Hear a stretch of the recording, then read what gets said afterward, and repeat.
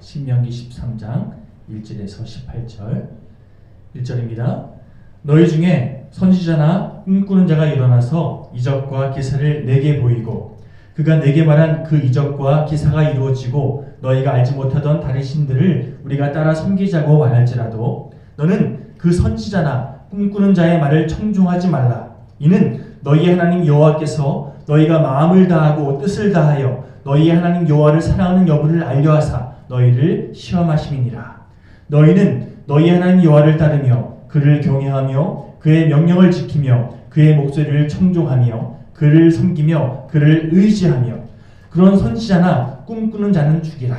이는 그가 너희에게 너희를 애굽 땅에서 인도하여 내시며 종되었던 집에서 속량하신 너희 하나님 여호와를 배반하게 하려 하며 너희 하나님 여호와께서 내게 행하라 명령하신 도에서 너를 꿰어내려고 말하였습니다. 너는 이같이 하여 너희 중에서 악을 제할지니라.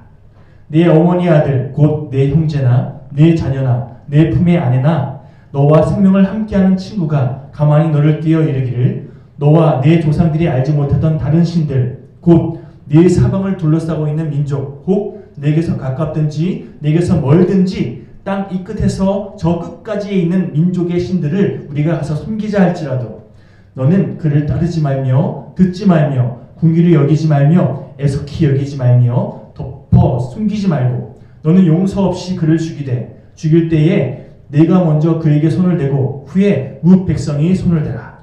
그는 애굽 땅 종되었던 집에서 너를 인도해 내신 내 하나님 여호와께서 너를 꿰어 떠나게 하려 한 자이니 너는 돌로 쳐 죽이라. 그리하면 온 이스라엘이 듣고 두려워하여 이 같은 악을 다시는 너희 중에서 행하지 못하리라. 내 하나님 여호와께서 내게 주어 거주하게 하시는 한 성읍에 대하여 내게 소문이 들기를 너희 가운데서 어떤 불량배가 일어나서 그 성읍 주민을 유혹하여 이르기를 너희가 알지 못하던 다른 신들을 우리가 가서 섬기자 한다 하거든 너는 자세히 묻고 살펴보아서 이런 가증한 일이 너희 가운데 있다는 것이 확실한 사실로 드러나면 너는 마땅히 그 성읍 주민을 칼날로 죽이고 그 성읍과 그 가운데 거주하는 모든 것과 그 가축을 칼날로 진멸하고 또 그 속에서 빼앗아 차지한 물건을 다 거리에 모아놓고 그 성읍과 그 탈취물 전부를 불살라 내 하나님 여호와께 드릴지니 그 성읍은 영구히 폐허가 되어 다시는 건축되지 아니할 것이라. 너는 이 진멸한 물건을 조금도 내 손에 대지 말라. 그리하면 여호와께서 너의 진노를 그치시고 너를 긍휼히 여기시고 자비를 더하사 내 조상들에게 맹세하신 같이 너를 번성하게 하실 것이라. 내가 만일 내 하나님 여호와의 말씀을 듣고 오늘 내가 네게 명하는 그 모든 명령을 지켜 내 하나님 여호와의 목전에서 정직하게 행하면 이같이 되리라. 아멘. 오늘 말씀 보면 뭐 죽이라, 진멸하라 뭐 이런 강한 단어들이 있어서 혹 마음에 좀 부담이 있고 좀 약간 꺼리낌이 있는 그런 분들이 있을까봐 잠시 제가 어렸을 때 썼던 그림 일기의 한 내용을 잠깐 여러분들에게 소개해 드릴까 합니다. 자, 제가 썼던 그림 일기 내용이에요. 들어보십시오. 오늘은 친구들과 학교 운동장에서 재밌게 놀았다. 오징어 게임도 하고 비석치기도 하고 술잡기도 했다. 참 신나고 재미있었다. 저녁을 먹으려고 집에 돌아오니 엄마가 옷이 지저분해져 있는 나에게 한마디 하셨다. 이그 잘했다. 자, 저희 어머니께서 저에게 잘했다. 제 그림일기의 글자만 보면요, 칭찬하신 것처럼 그렇게 읽혀져요. 그렇죠? 잘했다가 칭찬하는 잘했다일까요? 저희 어머니가 말했던 이 잘했다 의미는요, 칭찬이 아니라 말귀를 잘 알아듣는 분이 들으시면 오히려 너 왜 그렇게 옷을 더럽혔어? 라고 꾸지람하시는 그런 내용임을 금방 알아들 수 있습니다.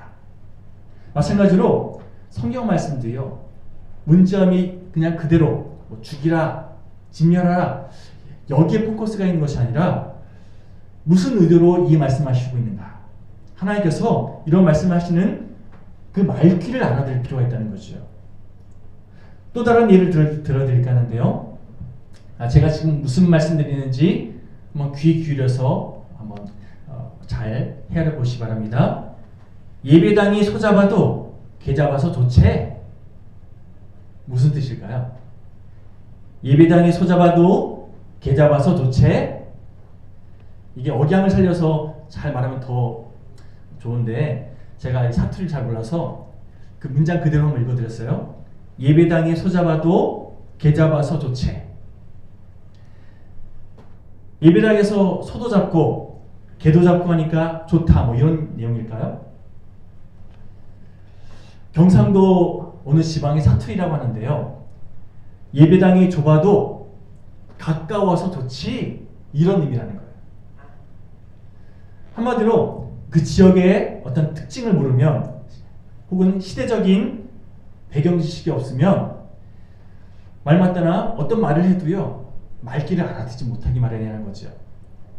또한 이게 무슨 의도로 쓴 내용인지, 아까 얘기했던 것처럼 그림 일기에 엄마가 잘했다, 얘기했다 이렇게 한 걸 보고서 엄마가 칭찬했다 해석하면요, 말귀 못 알아듣는 거잖아요. 한마디로 무슨 의도인지 제대로 파악해야 결국 바르게 그 의미를 분별할 수 있다는 거죠. 그런 맥락에서 오늘 우리가 함께 봉독한 본문에 예를 들어서 5절, 그런 선지자나 꿈꾸는 자는 죽이라, 10절에서 돌로 쳐 죽이라, 또 15절에서 칼날로 죽이라, 뭐 이런 한마디로 막 끔찍하고 또 가슴이 좀 부담이 되는 그런 용어들은요, 한마디로 하나님이 매정한 분이어서 뭐 문제 있는 사람들을 다 없애버리고 다 제거해버리라 냉혹하게 말씀하시는 그런 내용이 아니라, 한마디로 죽이라, 제거하라 여기에 포커스가 있는 것이 아니라 그만큼 악을 경계해라, 너희를 유혹하는 잘못된 가치관에 대해서 그만큼 경계해라, 가까이 하지 마라, 구별해라, 여기에 포커스를 두고 말씀하고 있다는 거예요. 아주 강한 어조로 그만큼 너희들 경계해야 된다, 이걸 말씀하고 계시다는 거죠. 지금 이스라엘 백성들이 가나안 땅에 들어가서 하나님 나라를 이제 구축해야 되는 사명감을 가지고 하나님 나라의 확장을 위해서 아름답게 쓰임 받아야 할 그런 하나님의 백성들인데, 그들이 하나님 백성의 이 정체성을 놓쳐버리고 잘못된 우상에 또는 잘못된 그런 세상의 가치관에 현혹되어서 하나님을 바라보지 못한다면, 하나님을 온전히 의지하지 못한다면, 그런 악한 가치관에 끌려다닌다면 문제인 거잖아요. 그러니 너희들 앞으로 가나안 땅에 들어가서 너희를 현혹하는 그런 잘못된 가치관, 또 우상의 잘못된 문화에 너희들 현혹될 그런 상황이 앞으로 있을 텐데 끌려가지 마라, 각별히 주의해라, 그만큼 더 경계해라. 현혹하는 사람이 있으면 끊어버리는 그 아픔이 있을지라도 가까이 하지 마라, 이렇게 강한 어조로 말씀하고 있더라는 거죠. 행여라도 우리 육신 가운데 어떤 썩은 부위가 있으면요, 이거 도려내지 않으면 몸 전체가 썩잖아요. 암, 우리 몸에 한 부위가 잘못 그렇게 변이되어서 암이 되고 나면요, 이거 어떻게 살려보겠다고 애쓰면 온몸이 죽습니다. 암을 어떻게 해야 되죠? 수술로 도려내야 되잖아요. 그런 한이 있더라도 유혹하는 자들, 너희를 현혹하는 그런 가치관들, 그런 부분들에 있어서 너희가 끌려가지 않을 수 있도록 유혹하는 자들 경계해라, 경계해라, 강조하고 또 강조하는 내용이라는 거죠. 이해되시죠? 자, 오늘 우리 함께 봉독한 신명기 13장 내용은요, 10계명의 제1계명과 2계명의 부연 설명을 하고 있다고 해도 과언이 아닙니다. 한마디로 하나님에 대해서 너희들이 어떻게 바라봐야 되는지, 너희가 신앙생활함에 있어서 하나님을 어떻게 믿어야 되는지에 대해서 우리에게 강조하는 그런 내용이라 할 수 있는데요, 10계명은 하나님께서 너 이렇게 해라 일방적으로 명령하신 내용이 아니라 소위 상호적인 계명이라고 정의할 수 있습니다. 다시 말하면요, 나 외에는 다른 신들을 너에게 두지 마라. 이 1계명은요, 너희들은 나만 섬겨야 된다 일방적으로 명령하신 것이 아니라 너희들이 그렇게 해야 너에게 유익하다. 내가 명령하는 것이 아니라 너에게 정말 유익한 것이 무엇인지 알려준다. 너희들이 그 길을 선택해야 된다. 상호적인 그런 약속이라는 거죠. 너희들이 나를 믿고 나를 따라올 때 너에게 정말 유익하단다. 여러분, 엄밀히 말해서 나은 사람이 하나님을 믿지 않는다. 하나님께는요, 손해될 거 하나도 없어요. 내가 하나님 믿지 않으면요, 하나님께서는요, 사실 손해보는 거 하나도 없다니까요. 그런데 나는 반면에 하나님을 믿지 않는 것으로 인해서 내 인생이 공동묘지에서 끝나버려요. 영원하신 하나님 품에 거는 것이 아니라 죽음 이후에 그냥 끝이 나는 인생. 하나님께서 그런 나에게 너 이 땅에서의 그런 짧은 너의 만족과 유익을 추구하는 그런 헛된 삶 추구하지 말고 너에게 진짜 유익한 것이 무엇인지 이것을 깨닫고 나의 안에 온전히 거하려. 그것이 너에게 진짜 유익한 거란다. 이것을 말씀하신 것이 바로 십계명의 흐름이라는 거죠. 이것을 위해서 너희가 무엇을 구별하고 무엇을 경계해야 되는지, 뭘 하지 말고 무엇을 그렇게 하나님 안에서 취해야 되는지 하나님께서 말씀하신 내용이라는 거죠. 특별히 십계명의 제2계명은요, 너를 위해서 새긴 우상을 만들지 말라. 이게 1계명과 좀 차이가 있어요. 하나님만 그렇게 섬겨라 라는 1계명. 2계명은요, 너를 위해서 새긴 우상을 만들지 말라. 2계명의 첫 번째 의미는 하나님은 영이신 분이기 때문에 영이신 하나님만 섬기라는 거예요. 첫 번째로. 한마디로 우상을 만들지 말라는 겁니다. 하나님은 영이시기 때문에 영은요, 어떤 형상이 없잖아요. 신령과 진정으로 하나님을 예배합니다. 우리 고백하는 그런 구절이 있는데, 신령, 영이신 하나님을 믿는다. 진정, 온 마음 다해서, 온 열정 다해서 하나님을 예배한다. 이런 의미예요. 영이신 하나님을 내 온 마음과 온 열정 다해서 예배하는 인생 되겠습니다. 이런 고백이라는 거죠.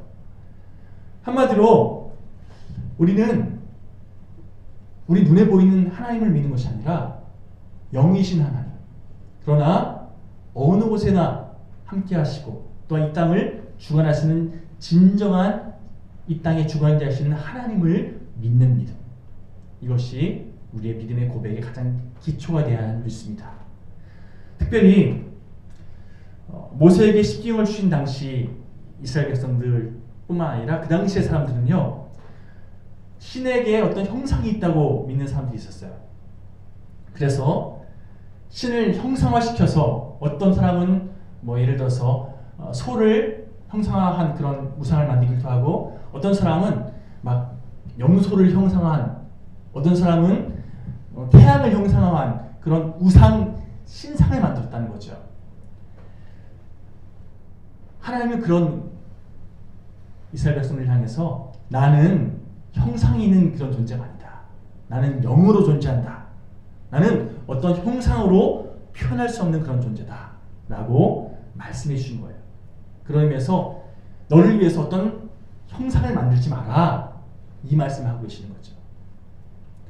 여러분, 하나님은 이런 분일 거다. 내가 하나님의 어떤 이미지를, 형상을 만드는 순간, 그 이미지를 내가 딱 하나님이라고 그렇게 규정한 순간 하나님을 우리는 그 속에 가둬버려요. 내가 그린 하나님의 어떤 모습 속에 하나님을 가둬버리면요, 무한하신 하나님을 유한하신 내 생각 속에 가둬버리면요, 여러분, 하나님을 그 내 생각 안에서 이렇게 저렇게 나의 어떤 계획, 나의 만족을 위해서, 죄송합니다, 이용해 먹으려는 그런 잘못된 선택을 하게 돼 있다는 겁니다. 사람들이 왜 어떤 신의 형상을 만들까요? 출애굽기에서 소개하고 있는, 여러분, 아론의 금송아지 사건 아시죠?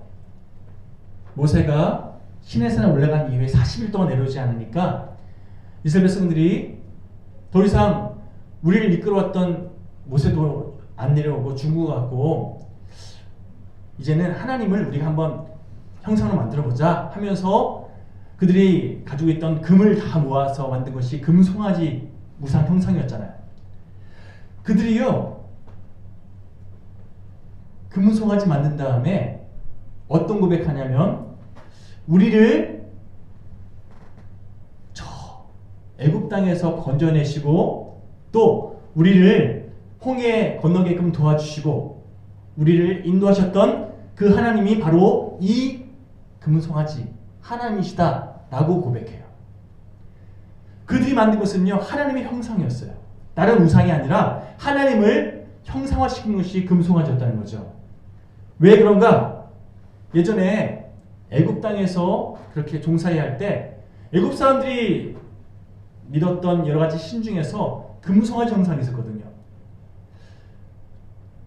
배웠던 것, 경험했던 것을 기초 삼아서 자신들이 하나님을 어떤 형상 만드는 것이 결국 금송아지 형상으로 나타났다는 겁니다.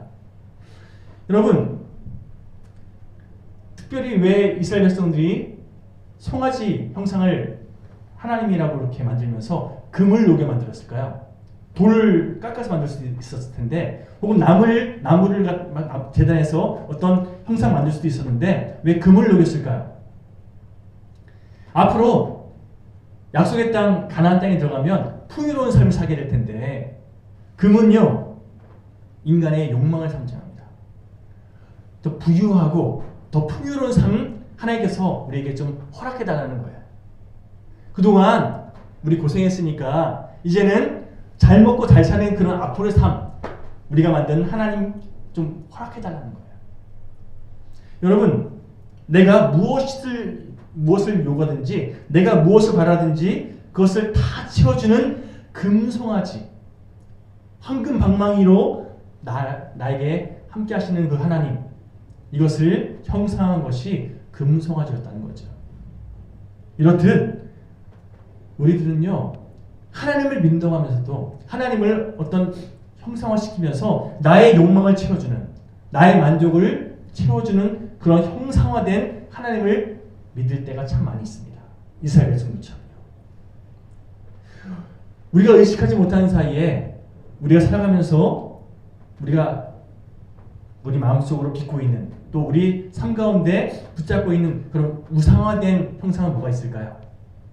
첫 번째로, 이 땅에 살아가는 모든 그리스도인들은요, 이런 잘못된 우상을 붙잡는 경우가 참 많이 있는데, 첫 번째, 하나님이 나를 가장 사랑하신다는 우상, 내가 하나님께 가장 사랑받는다, 하나님께서 나만 사랑하신다, 이런 착각.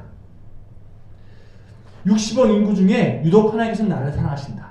그래서 하나님은 내가 기도하는 거 다 응답하셔야 되고, 하나님은 내가 원하는 거 다 이루어 주셔야 되고, 내가 기도하면 하나님은 꼭 이루어 주실 거야, 이렇게 믿는 그런 신앙의 고백들 참 많이 보게 됩니다.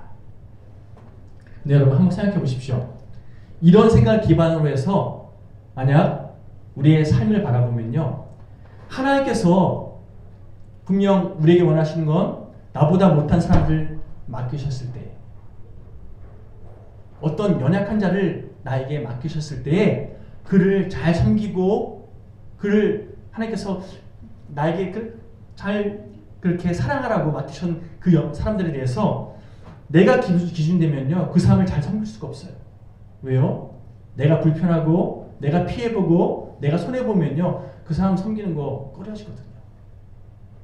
그러나 나를 사랑하시는 것만큼 하나님께서는 저 사람도 사랑하셔. 하나님은 저 사람도 나와 동일하게 사랑하고 계셔. 이것을 내가 깨닫는다면 하나님께서 나에게 맡기신 그 사람을 하나님의 사랑을 기반으로 섬길 수 있다는 거죠. 왜요? 그것이 하나님의 뜻이니까. 둘째로, 우리가 어떤 우상을 붙잡고 있냐면요, 내가 하는 일을 하나님께서 가장 기뻐하신다라는 우상을 붙잡고 살아갈 때가 참 많습니다. 누구든지 내가 하는 일을 참 중요하게 여겨요. 제가 예전 교회에서 사역하다가 이런저런 전화를 많이 받게 되는데, 특별히 양로원에서 노인들, 어르신들을 섬기기 위한 그런 단체, 혹은 고아원에서 아이를 잘 섬기는 그런 사역자들, 어떤 분들은요 장애인들 섬기는 그런 단체에서도 전화가 와요. 그런 분들이 이런저런 도움 달라고 요청, 후원 요청 이런 거 전화하실 때가 많이 있는데 그런 분들 중에서 다 그런 건 아니에요. 가끔 여러 가지 사정상 다 못 도와드리잖아요. 교회가 이런저런 요청들 다 이렇게 응답할 수 있는 그런 상황이 아니잖아요. 그래서 어떤 데는 도와주는데 어떤 데는 못 도와줄 수 있다는 거죠. 그러면 죄송합니다. 저희 교회가 지금 상황이 이래서 요청하시는 그 부분들 도와드릴 수 없습니다. 라고 이렇게 말씀드리면요. 막 화를 내세요. 마치 자기들은 의로운 일을 하는데 우리들이 아주 매정한 사람이냐? 자기들이 해야 할 일들을 우리가 믿음 없어서 도와주지 않는 것처럼 그렇게 막 매도하시는 분들도 가끔 있더라는 거죠. 막 화를 내세요. 왜 그런 일이 벌어질까요?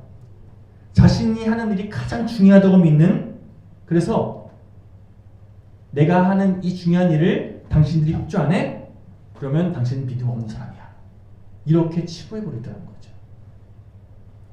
내가 하는 일이 가장 중요하다고 믿는 순간 다른 사람과 아름다운 협력을 맺는 것이 아니라 나만 주장하고요. 나만 옳고요. 내가 옳다고 믿는 그것에 함께 동참하지 않으면 그 사람은 틀린 거가 돼요. 여러분, 하나님은요. 나만 옳다고 생각하지 않으십니다. 나를 통해서 일하시지만 다른 사람을 통해서 일하신다는 거죠. 내가 하는 일이 다 옳고 다 맞지 않다는 겁니다. 왜요? 우린 연약한 인간이기에.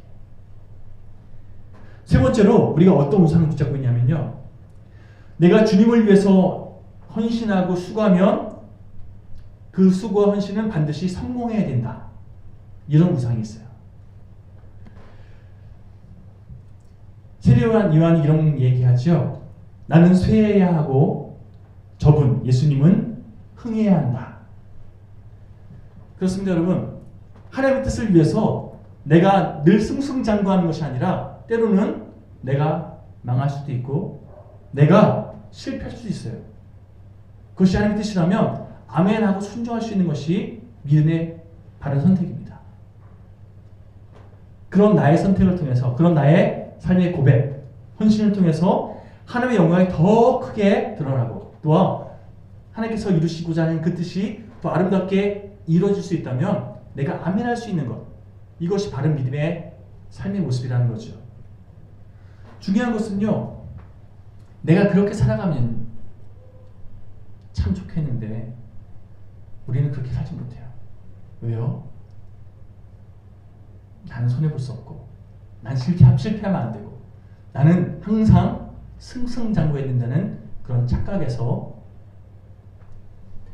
하나님께서 원하시는 일들에 대해서 아멘이 아니라 노멘! 할 수 없어요! 안 돼요! 거부할 때가 의외로 많다는 거죠.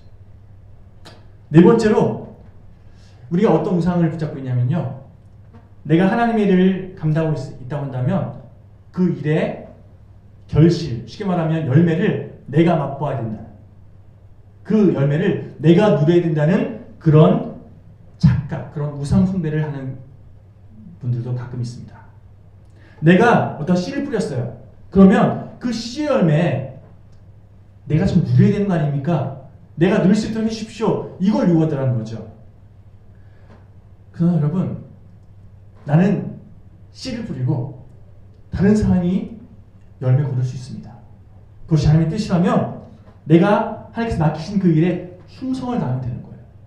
내가 누리려고, 내가 그 열매 어떻게든 그 결실 내가 누리려고 애쓰는 그런 모습이 아니라 내가 기준되어서 내 뜻, 내 계획, 내 만족이라는 그 기준 안에서 내가 누려야 되고 난 성공해야 되고 이런 마음으로 살아가는 그 우상이 다 밀어놓고 하나님 뜻이라면 순종하겠습니다. 하나님 뜻이라면 믿음으로 아멘하겠습니다. 이런 믿음의 고백으로 살아가는 것이 진정한 그리스도인의 모습인 줄 믿습니다. 여러분, 스즈키 다이세츠라는 사람이 가르침과 배움의 심리학이라는 책에서 이런 질문을 합니다. 만일 당신이 콩쥐라면, 콩쥐팥쥐 이야기 아시죠? 콩쥐라면 새엄마가 밑 빠진 독에 물을 채려고 시킬 때 어떻게 하겠습니까? 라는 질문. 그 대답을요. 첫 번째, 아우 이런 집에 못 산다. 가출하겠다. 두 번째, 어디 가도 내가 더 이상 희망이 없다. 그냥 죽고 말겠다. 세 번째, 두꺼비가 나타나서 나를 도와줄 때까지 기도하겠다. 보통 콩쥐 팥쥐 이야기에서는 세 번째 경우, 그래서 밑빠진 독의 구멍을 두꺼비가 막아줘서 결국 뭔가 좀 다음 이야기가 진행되잖아요.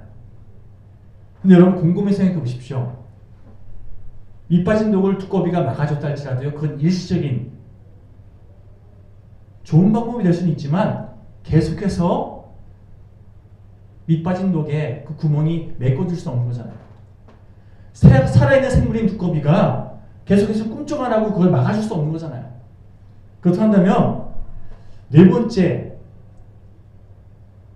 답을 제시하는데요.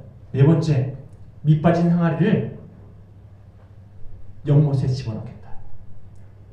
그러면 연못에 물이 마르지 않는 한 계속해서 그 독은 물에 가득 채워져 있을 테니까.